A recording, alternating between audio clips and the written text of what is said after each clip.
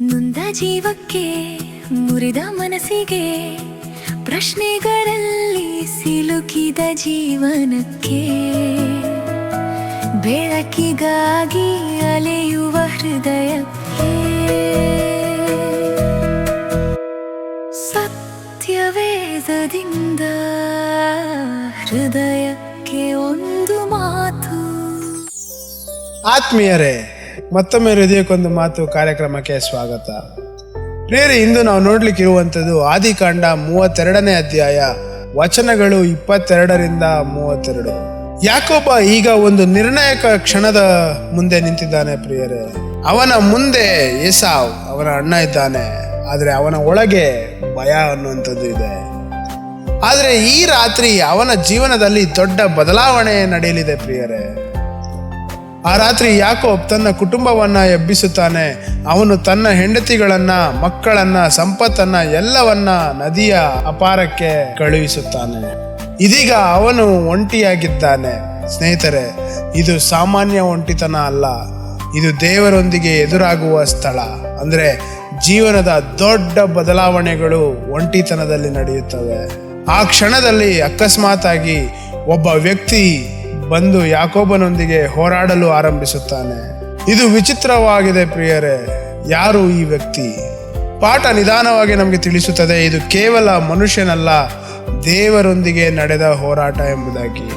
ಅವರು ಇಡೀ ರಾತ್ರಿ ಹೋರಾಡುತ್ತಾರೆ. ಪ್ರಿಯರೇ, ಸ್ವಲ್ಪ ಸಮಯ ಅಲ್ಲ. ಇದು ಕೇವಲ ದೈಹಿಕ ಹೋರಾಟ ಮಾತ್ರ ಅಲ್ಲ. ಪ್ರಿಯರೇ, ಇದು ಒಳಗಿನ ಹೋರಾಟ. ಭಯ, ಅಪರಾಧ, ಹಳೆಯ ಜೀವನ ಎಲ್ಲವೂ ಇಲ್ಲಿ ಮುಖಾಮುಖಿಯಾಗುತ್ತದೆ. ಬೆಳಗಿನ ಹೊತ್ತಿಗೆ ಆ ವ್ಯಕ್ತಿ ಹೇಳುತ್ತಾನೆ, ನನ್ನನ್ನು ಬಿಡು. ಆದರೆ ಯಾಕೋಬ ಬಿಡುವುದಿಲ್ಲ. ಅವನು ಹೇಳುತ್ತಾನೆ, ನೀನು ನನ್ನನ್ನು ಆಶೀರ್ವದಿಸದಿದ್ದರೆ ನಾನು ಬಿಡುವುದಿಲ್ಲ ಎಂಬುದಾಗಿ. ಇದು ಒಂದು ಶಕ್ತಿಶಾಲಿ ಕ್ಷಣ. ಪ್ರಿಯರೇ, ಇದೇ ನಿಜವಾದ ನಂಬಿಕೆ. ಸುಲಭವಾಗಿ ಬಿಟ್ಟು ಬಿಡುವುದಿಲ್ಲ, ದೇವರನ್ನ ಹಿಡಿದುಕೊಳ್ಳುತ್ತಾನೆ. ಆ ಕ್ಷಣದಲ್ಲಿ ಆ ವ್ಯಕ್ತಿ ಯಾಕೋಬನ ನಿತಂಬವನ್ನ ಸ್ಪರ್ಶಿಸುತ್ತಾನೆ.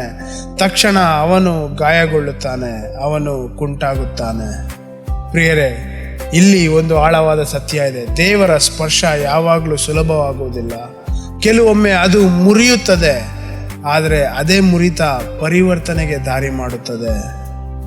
ಆ ವ್ಯಕ್ತಿ ಯಾಕೋಬನಿಗೆ ಕೇಳುತ್ತಾನೆ, ನಿನ್ನ ಹೆಸರು ಏನು ಎಂಬುದಾಗಿ. ಅವನು ಆವಾಗ ಯಾಕೋಬ ಎಂಬುದಾಗಿ ಹೇಳುತ್ತಾನೆ. ಯಾಕೋಬ ಎಂಬುದರ ಅರ್ಥ ಮೋಸಗಾರ. ಆಮೇಲೆ ಅವನಿಗೆ ಹೊಸ ಹೆಸರು ಕೊಡಲ್ಪಡುತ್ತದೆ, ಇಸ್ರಾಯೇಲ್ ಎಂಬುದಾಗಿ.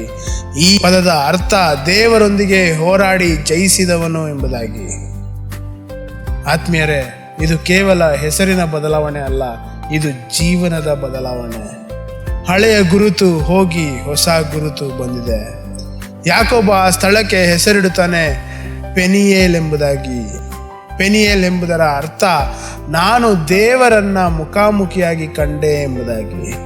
ಇದೀಗ ಅವನು ಹೊರಟು ಹೋಗುತ್ತಾನೆ, ಆದರೆ ಅವನು ಹಿಂದಿನವನಲ್ಲ. ಅವನು ನಡೆಯುತ್ತಾನೆ, ಕುಂಟುತ್ತಾ ನಡೆಯುತ್ತಾನೆ. ಆತ್ಮೀಯರೇ, ಇದು ಸೋಲಿನ ಗುರುತಲ್ಲ, ಇದು ದೇವರೊಂದಿಗೆ ನಡೆದ ಅನುಭವದ ಗುರುತು. ಈಗ ಅವನು ಯಾಕೋಬ ಅಲ್ಲ, ಅವನು ಇಸ್ರಾಯೇಲ್. ಹಾಗಾದರೆ ಇಂದಿನ ಸತ್ಯ, ದೇವರೊಂದಿಗೆ ಹೋರಾಟ ನಮ್ಮನ್ನು ಬದಲಾಯಿಸುತ್ತದೆ. ಹಾಗಾದರೆ ಇಂದಿನ ವಾಗ್ದಾನ, ನಾವು ದೇವರನ್ನ ಹಿಡಿದರೆ ದೇವರು ನಮ್ಮನ್ನು ಹೊಸ ಜೀವಿಯಾಗಿ ಮಾರ್ಪಡಿಸುತ್ತಾರೆ. ಹಾಗಾದರೆ ನಾವು ಕೈಗೊಳ್ಳಬೇಕಾಗಿರುವಂಥ ಆಜ್ಞೆ, ದೇವರನ್ನು ಬಿಡಬಾರದು. ಪ್ರಾರ್ಥನೆಯಲ್ಲಿ ಹಿಡಿದುಕೊಂಡು ಹೋರಾಡಬೇಕು. ಆಶೀರ್ವಾದ ಸಿಗುವವರೆಗೂ ನಾನು ಬಿಡುವುದಿಲ್ಲ ಎಂಬುದಾಗಿ ಹೋರಾಡಬೇಕು. ಹಾಗಾದರೆ ಇಂದು ನಾವು ಇದು ನೆನಪಿಟ್ಟುಕೊಳ್ಳೋಣ. ಯಾಕೊಬ್ಬ ಹೋರಾಡಿದನು, ಆದರೆ ಅವನು ಸೋಲಲಿಲ್ಲ, ಹೊರತು ಅವನು ಬದಲಾಯಿಸಲ್ಪಟ್ಟನು. ಪ್ರಿಯರೇ, ಇಂದು ನಾವು ಹೋರಾಟದಲ್ಲಿದ್ದೇವಾ? ಆ ರೀತಿ ಹೋರಾಟದಲ್ಲಿರುವುದಾದರೆ ನಾವು ಓಡದಿರ ದೇವರನ್ನ ಹಿಡಿಯೋಣ. ಮತ್ತೆ ಮುಂದಿನ ಸಂಚಿಕೆಯಲ್ಲಿ ಭೇಟಿಯಾಗೋಣ. ಅಲ್ಲಿವರೆಗೂ ದೇವರನ್ನ ಹಿಡಿದು ಹೋರಾಡುವಂತ ಹೃದಯ ನಮ್ಮದಾಗಿರಲಿ. ಆಮೇನ್.